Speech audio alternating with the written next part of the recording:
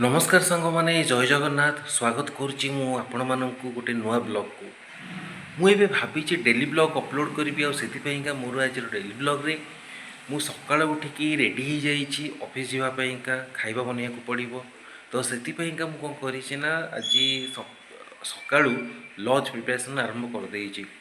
तो आज लंच रे मोर अच्छी अरुआ को डालमा कारण श्रावण मासर प्रथम सोमवार अच्छी आउ ये श्रावण मासर प्रति सोमवार रे आम घरे अरुआ भात हुए। आ चलते देखा मोर आज अरुआ भात और डालमा मुझे चाउल नहीं धोई देइछि एबे अरुआ चाउल पड़ी जाइछि। तो वर्तमान देखा केते समय पर आमर भात रेडी हो जाउछि। परिवा कटाकटी करी रखिछि कारण ये परिवार आम डालमा प्रस्तुत करवा। तो चलते जीवा डालमा प्रस्तुत करवा। कटा जाइथिबा परिवा को छाणिकी वर्तमान प्रेसर देहरे पसईदवा।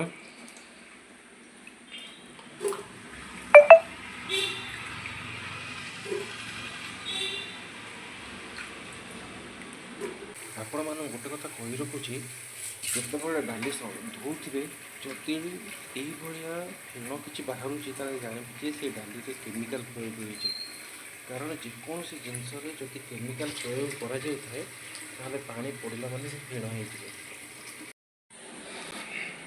सब पनीपरिया और डाली को प्रेसर देहरे भर्ती करदे स्वाद अनुसार लुण आ हलदी पकईदे मुझे प्रेसर बसई देइछि।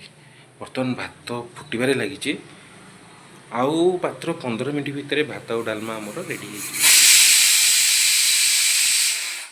हो डालमा हो जाइए। एबे आम डालमा रे छुंक दबा। तो आज सोमवार अच्छी तो से सब जिन घीरे आमर हो घी टी पकईदबा। घी पकईदेला बर्तमान पंच फुटण पड़ा।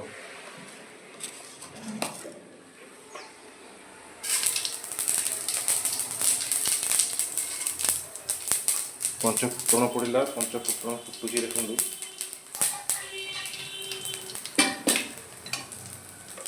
तापर आम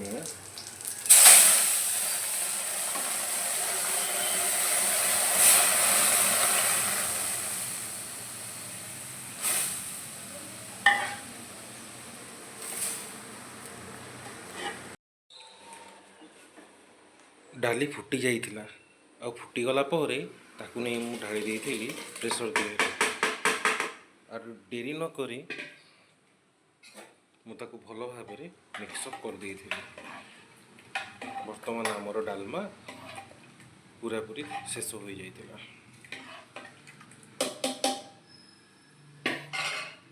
खाली सेतिक नहीं मु आपण मानकु देखै दउची मु आजिर सकाळे जो करिथिली भात को डालमा देखंतु अरुआ भात गोटी गोटी करी हेइची अरुआ भात ता सहित आमर डालमा डालमा पूरा तैयारी हो जाइए।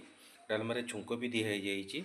आपण माने निश्चय जनइबे ये जो भात डालमा मु करिची अरुआ को डालमा केमिति हेइची आउ केते भलो हेइची कमेंट करबा को जमा भूलिबेनी। ता सहित सब्सक्राइब भी करदेबे कारण आपण मानकर भल पाइबा सब्सक्राइब रे ही आस्थाय। आ गोटे बड़ जिनस हूँ ऑफिस नबाकू हेले टिफिन मत ये टिफिन टाक सफा करने पड़ो। मुझे जाऊँगी टिफिन टाक सफा करी सफा करके खाइबा टिफिन दे भर्ती करदे ऑफिस बाहरी पड़े।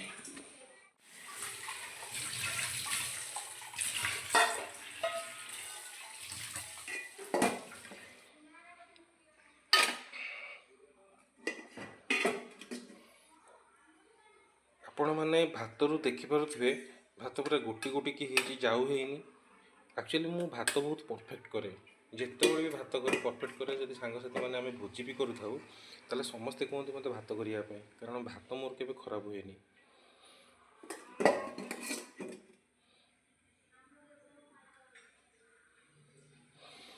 भात को डालमा मो टिफिन रेडी। मो टिफिन बैगटा छिड़ी जाइथिला तेणु काली गोटे नुआ बैग किणिक आनी।